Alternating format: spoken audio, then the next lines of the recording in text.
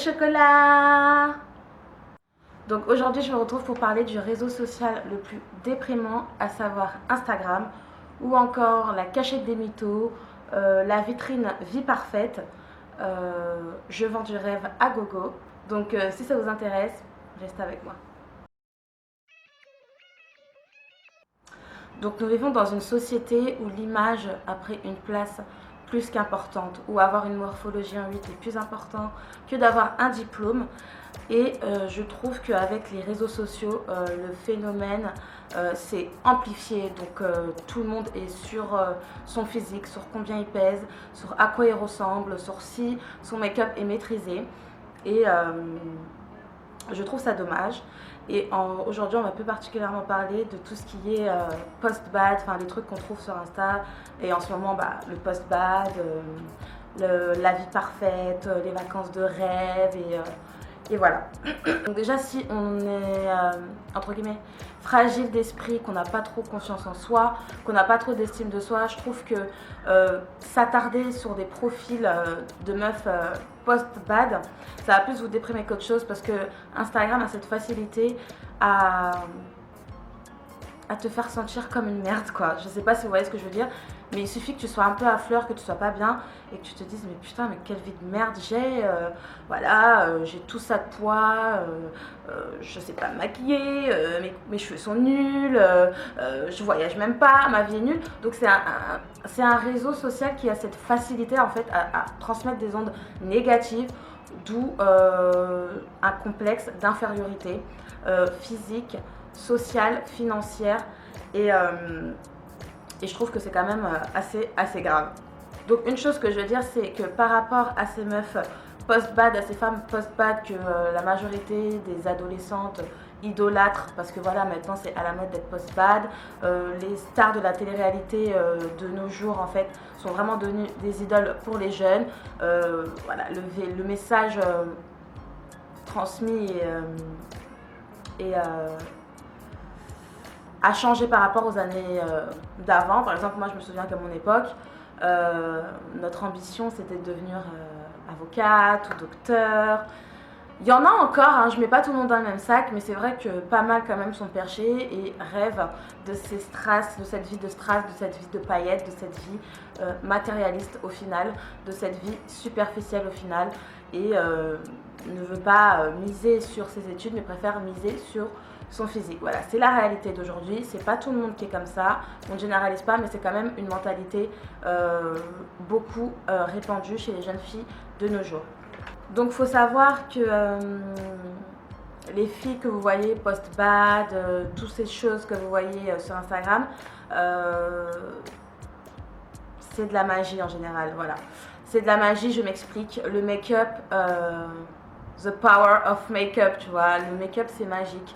On voit les make-up transformations, donc que ça ne vous étonne pas. Vous adulez des filles, tout le monde peut devenir beau sur Instagram. Vous voyez, il y a les filtres, il y a les angles, il y a les lumières, il y a le make-up, un contouring, un highlight, tu fais le avant-après, c'est flagrant, tu vois.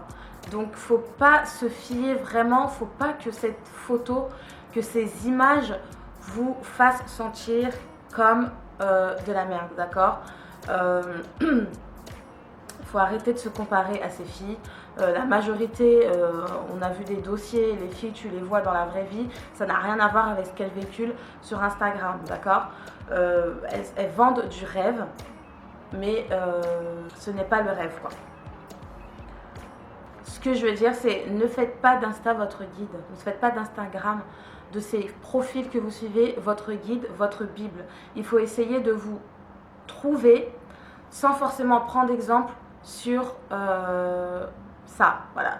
La jeunesse a des nouveaux modèles maintenant, c'est plus les personnes d'avant, maintenant c'est tout ce qui est Nabila, c'est tout ce qui est, je sais pas moi, toutes les stars, toutes vos stars, Kylie Jenner, Kim Kardashian, on veut tous cette forme en 8, on veut toutes avoir une poitrine hyper généreuse, on veut toutes avoir un derrière hyper arrondi alors qu'avant ça vous plaisait pas forcément. C'est juste que vous avez commencé à prendre conscience de tout ça à partir de ce réseau social, voilà. À partir de toutes ces photos qu'on vous balance à longueur de journée, à longueur de temps, tous ces profils qui vous font croire que voilà, être tendance, être in, il faut être comme ça, il faut être foutu comme ça. Mais non, si tu es une morphologie en H, tu vas pas devenir une morphologie en 8 parce que c'est à la mode. La mode se démode, c'est ça qu'il faut comprendre, la mode se démode. À l'ancienne, les femmes avec beaucoup d'élèves pulpeuses, beaucoup de poitrine, beaucoup de, de formes n'étaient pas à la mode. Et maintenant, c'est à la mode. Dans 20 ans, tu vas faire comment quand faudra la morphologie à la mode, ce sera une morphologie en H, alors que tu te seras tué pour avoir une morphologie en 8. Tu vois ce que je veux dire? Il faut se construire sur des bases solides. Vous avez le droit d'avoir des modèles, il faut s'inspirer, il ne faut pas copier, il faut s'inspirer, il ne faut pas en faire un guide de vie. D'accord? Et je trouve que c'est pas très sain de prendre exemple sur des personnes qui ne sont pas comme ça dans la vraie vie au final. Elles ne sont pas comme ça, ces personnes-là, dans la vraie vie. Il y a beaucoup d'artifices qui sont utilisés. C'est une question d'angle, c'est une question de maquillage, c'est une question de bistouri pour certaines. Elles vous font croire qu'elles mangent des graines à longueur de journée. Je ne pense pas que ça soit vrai. Je ne mets pas tout le monde dans le même sac. Beaucoup de personnes ont une bonne hygiène de vie, font du sport, mais pas mal n'ont pas cette force-là. Il y a beaucoup d'artifices qui sont en place et qui sont utilisés à bon escient, puisque les post-bad, c'est devenu un truc de ouf, quoi. Donc moi, je vais vous donner des conseils pour pas tomber dans le piège de ce complexe, de cette déprime. Donc déjà, premier conseil, ce serait de réduire ta consommation de ce genre de profil sur Instagram. Donc si tu as tendance à y passer tout ton temps, écoute, ferme ton portable et va faire un tour, quoi. Va faire un tour dehors, vois les vrais gens, vois les vraies personnes, va voir un peu la vraie vie, désintoxique-toi un petit peu l'esprit, fais-toi du bien, voilà, tu te poses sur une pelouse, tu t'allonges, tu profites du soleil, réduis un peu ta consommation de ces profils d'Instagram parce que plus tu y restes, plus tu déprimes. Ensuite, deuxième conseil que je peux donner, moi c'est une règle qui m'a été donnée depuis que je suis toute petite. Voilà, ma mère m'a toujours élevée en me disant ne jamais envier les autres. Voilà, ne jamais envier la vie d'autrui, ne jamais croire que l'herbe est plus verte ailleurs. Parce que c'est pas vrai, chacun ses problèmes, chacun a sa vie, chacun a son parcours. Tu ne peux pas envier la vie de quelqu'un parce que tu ne sais pas comment cette personne fait pour avoir ce qu'elle a actuellement. Tu ne sais pas comment elle dort, tu ne sais pas quel est son état psychologique. Derrière une photo, il se passe beaucoup de choses. Instagram, on va embellir sa vie. Je ne vais pas me venir sur Instagram pour faire la victime. Si on est sur Instagram, en général, on va pas se mentir, c'est pour quand même donner une bonne image de soi. Donc sur Instagram, les gens seront toujours sur leur meilleur profil. Donc c'est pas la peine d'enlever la vie des gens, ça sert à rien. Franchement, ça ne sert à rien. Donc prochain conseil, c'est ne pas se comparer aux autres. Donc ça rejoint un peu le conseil précédent. Ne pas se comparer aux autres. Je pense que ça, ce qui arrive, ce phénomène où tu te sens complexé, où tu te sens inférieur, où tu te sens pas à ta place, tu te sens pas à la mode, tu ne te sens pas tendance, tu ne te sens pas au max, c'est parce que tu as commencé à te comparer aux autres. Et en même temps, on ne peut pas s'en vouloir. Enfin, on peut pas s'en vouloir de se comparer aux autres vu que c'est la mentalité de maintenant, quoi. Enfin, on se compare toutes l'une à l'autre, même inconsciemment, on regarde l'autre, voilà, elle est comme ça, moi je suis comme ça, il me faut plus de ça, il me faut moins de ça, il me faut... Voilà. Essaye au maximum de ne pas te comparer aux autres. Essaye au max de ne pas te comparer aux autres parce que c'est vraiment l'événement, le facteur déclencheur de la déprime, quoi. Envier et se comparer, mais tu te creuses le début de ta tombe, quoi. Ensuite, ne jamais rechercher la validation de soi par les autres. Donc je sais que voilà, il y en a beaucoup qui sont sur les réseaux, qui postent leurs photos et qui attendent les likes en retour. Et quand elles ont plein de likes, elles se sentent bien, elles se sentent... voilà, ça leur procure une petite joie éphémère que des inconnus sur le net leur disent que voilà, tu es jolie, tu es mignonne. Voilà. Il ne faut pas tomber dans ce piège-là. Il ne faut pas que tu te sentes mieux, que tu aies de l'estime de soi par rapport aux likes des autres, par rapport aux commentaires des autres, parce que sinon tu es foutu. Si c'est les autres, en plus de façon virtuelle, qui contrôlent ton humeur, qui contrôlent l'estime que tu as de toi-même, tu es foutu. Il va falloir apprendre à construire, à bâtir son estime de soi par des choses saines. Tu dois te construire en fonction de toi, en fonction de ton parcours, en fonction de qui tu es. Et tu ne dois pas laisser les autres avoir ce contrôle-là sur ta vie. Mais vraiment pas.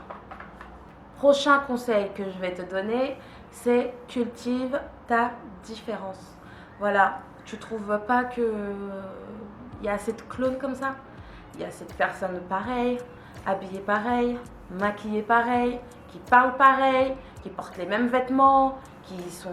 Il y a même des personnes qui cultivent leur ressemblance avec des stars. Mais pourquoi? Quand tu vas grandir, quand tu vas vieillir, c'est ça que tu vas retenir de ta vie, c'est ça que tu vas retenir de toi? Que tu t'es battu toute ta vie ou pendant toute ta jeunesse pour pouvoir ressembler à quelqu'un d'autre? Non, cultive ta différence. Ne sois pas un mouton, sois rebelle. Si tu n'aimes pas twerker alors que la mode c'est que tout le monde twerk, c'est bien pour toi. Qu'est-ce que ça va te rapporter d'être comme les autres? Franchement. Le plus important, c'est que quand tu te regardes dans la glace, tu te reconnaisses. Tu te reconnais, tu te dis, voilà, ça c'est moi. Ça c'est moi, ça c'est Sheila, ça c'est Myriam, ça c'est moi. Même quand j'enlève tous tes artifices, tu sais que ça, c'est toi. Cultive ta différence, n'aie pas peur d'être différente. Parce que ces différences-là, bah, ça sera ta force au final. Ne cherche pas à être comme les autres, ne cherche pas à être un mouton. Après, je sais que pendant l'adolescence ou quand on grandit, on a tendance à adopter une certaine attitude, une certaine façon de parler, une certaine façon de se comporter pour pouvoir être inclus dans un groupe. Maintenant, tu as différents moyens de sociabiliser. Enfin, pas à travers les réseaux sociaux parce que bon, ça nous désociabilise plus qu'autre chose. Mais il y aura forcément des personnes qui te ressemblent et qui sont plus comme toi. Si tu es dans un groupe et que tu t'en sens pas bien, que tu n'es pas à ton aise, que tes idées, tu peux pas les exposer comme tu veux, que tu n'as pas la même façon de penser que les autres, à quoi ça sert de rester avec ce genre de personnes, avec ce groupe de personnes? Cultive ta différence, assume-toi et tu verras, ça passera mieux. Prochain conseil, c'est s'accepter. Et je pense que c'est la grosse maladie de notre génération, c'est qu'on a beaucoup de mal à s'accepter tel que l'on est. On a beaucoup de mal à embrasser la personne que l'on est, quoi. Il faut s'accepter. À partir du moment où tu t'acceptes, où tu te dis, ok, voilà, je suis comme ci, je suis comme ça, j'ai mes qualités, j'ai mes défauts, ok, j'ai ça en plus, ok, j'ai ça en moins, ok, nanana, je ne suis pas comme les autres, je m'accepte tel que je suis. À partir du moment où tu t'acceptes tel que tu es, tu accepteras plus tes différences, tu accepteras plus le fait de ne pas être comme les autres, tu accepteras plus le fait de ne pas être comme un mouton. Voilà. Tu n'es pas un mouton. C'est pas parce que la mode, c'est d'avoir le corps à Kim K que tu dois la suivre. Si tu es comme tu es et que tu es bien dans ta peau, tu as tout gagné. Il faut s'accepter tel que l'on est. À partir du moment où on s'accepte tel que l'on est, on est beaucoup mieux dans ses baskets, beaucoup mieux dans ses escarpins. Et ensuite, ce que je vais vous dire, c'est que la perfection n'existe pas. Ne vous prenez pas la tête avec ces réseaux qui dépriment. Ne vous prenez pas la tête avec la vitrine à vie parfaite. Voilà, les personnes, vous les voyez, oh là là, tout le temps elle a des nouveaux sacs Chanel, tout le temps elle a des nouveaux ceci, cela, tout le temps elle a des nouveaux nanana, tout le temps elle a des nouveaux voyages, tout le temps elle est dans les avions. Écoute, tu sais pas comment elle fait pour avoir tout ça. Ça se peut qu'elle est escort girl, ça se peut qu'elle a un sugar daddy, ça se peut qu'elle travaille H24 tout simplement. Et si ce sont des choses qui vous font tellement envie, que vous avez vraiment envie d'avoir, bah bougez-vous derrière, quoi. Tu te bouges derrière. Si tu veux vraiment avoir un corps sans pète de gras, bah commence par arrêter de manger n'importe comment. Commence par faire un petit peu plus attention à toi. C'est pas en restant devant ton portable et en regardant les profils que tu envies H24 et qui te font déprimer que tu vas changer. Vous voyez ce que je veux dire? Donc à un moment donné, il faut que chacun soit responsable de soi. Chacun est capitaine de son propre navire. Chacun est responsable de sa vie. Ne soyez pas des moutons, responsabilisez-vous un petit peu par rapport à ces réseaux, essayez au maximum de vous accepter tel que vous êtes. Voilà, vous vous regardez devant un miroir, vous vous dites, voilà, je suis comme ça, vous pensez positivement pour votre vie. Parce que si vous-même, vous ne vous aimez pas, personne ne le fera à votre place, mais vraiment personne. Que les likes sous vos photos ou que les likes dans vos réseaux ne vous mentent pas. La seule personne qui peut vous aimer, c'est vous-même. Aimez-vous et vous verrez que même dans vos relations amoureuses, même dans vos relations sociales, ça passera beaucoup mieux parce que vous savez ce que vous valez. Vous savez ce que vous valez. Voilà les filles, j'espère que cette vidéo vous aura plu. N'hésitez pas à me donner votre avis, vous, en ce qui concerne ces phénomènes post-bad, en barre d'informations, en commentaire. Et je vous laisse et je vous dis à la prochaine. Ciao.